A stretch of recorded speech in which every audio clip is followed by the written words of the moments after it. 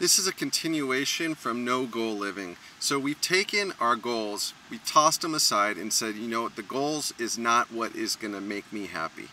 And it's been proven over and over. Look back on your life and say, you know, all these goals that you said, oh, I need this to be happy, I need to get married, I need to get the right job and all these things. See how fleeting they are in retrospect, and then only to be replaced by another goal. So what do we replace that with when we don't no longer base our existence on acquiring things in the external world, on goals, possessions, money, relationships? And once you give up the attachment and need for those external things, you're free. Because present moment living, no matter what it is, you find joy and peace in the now. And finding joy and peace in the now is the most liberating, because you don't need to add anything to your life. And spiritual enlightenment, and I said this before, is about subtraction. So it's about stripping away all the things that have burdened us spiritually and getting down to our true essence.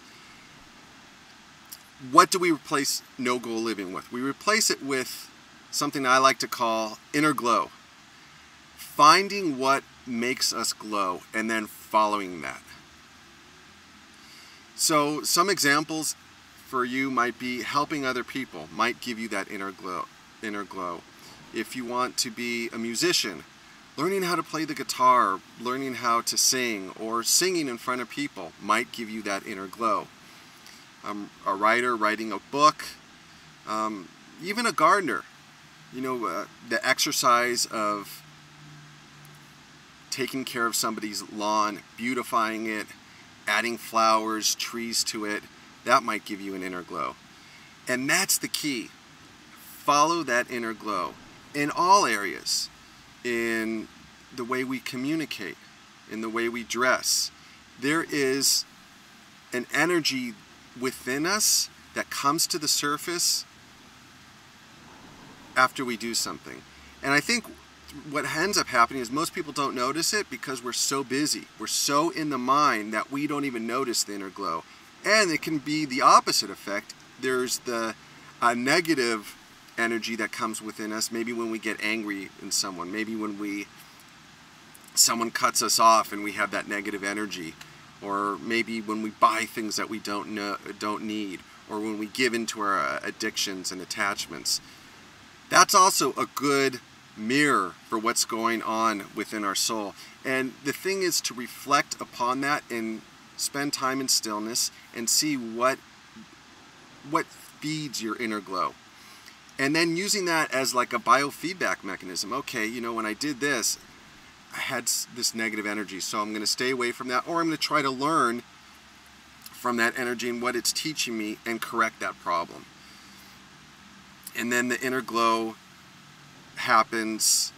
Maybe if you exercise or if you eat healthy, you start saying, oh, you know what, I start feeling good, and the inner glow gains strength and becomes stronger. And steadfastly following that inner glow and using that as your biofeedback mechanism is so important, and is better guidance than asking other people for their opinions or reading books and things like that. Now, the inner glow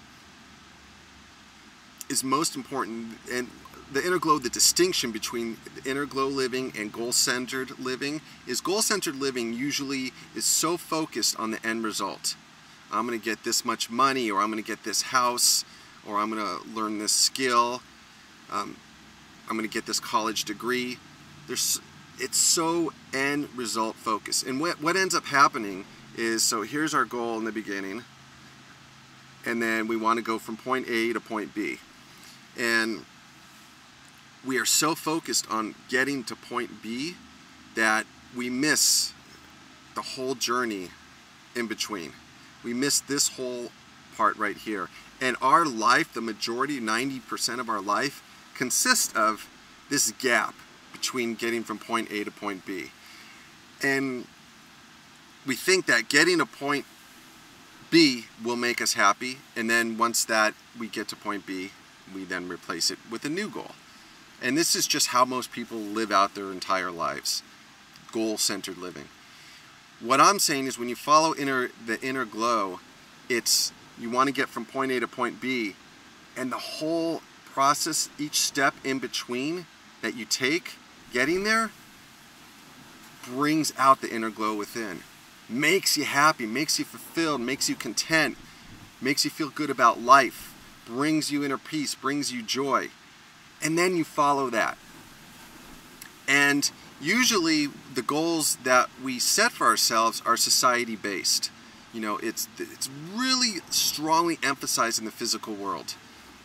Getting the right job, getting the right car, getting the right house, getting the right wife, and all these things. And what I'm saying, the inner glow is a shift from that thinking. It might include that thinking.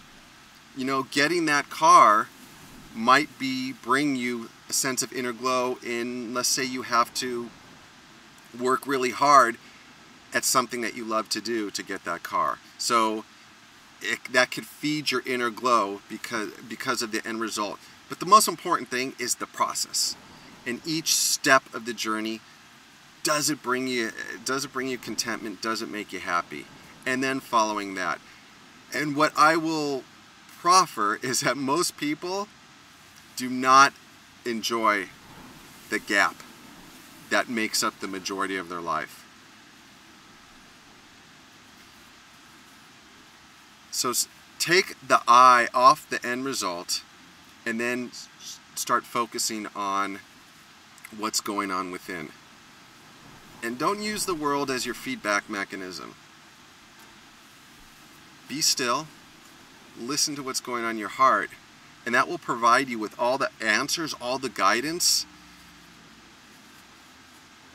and it will be the catalyst for transforming one's life. Thanks for listening.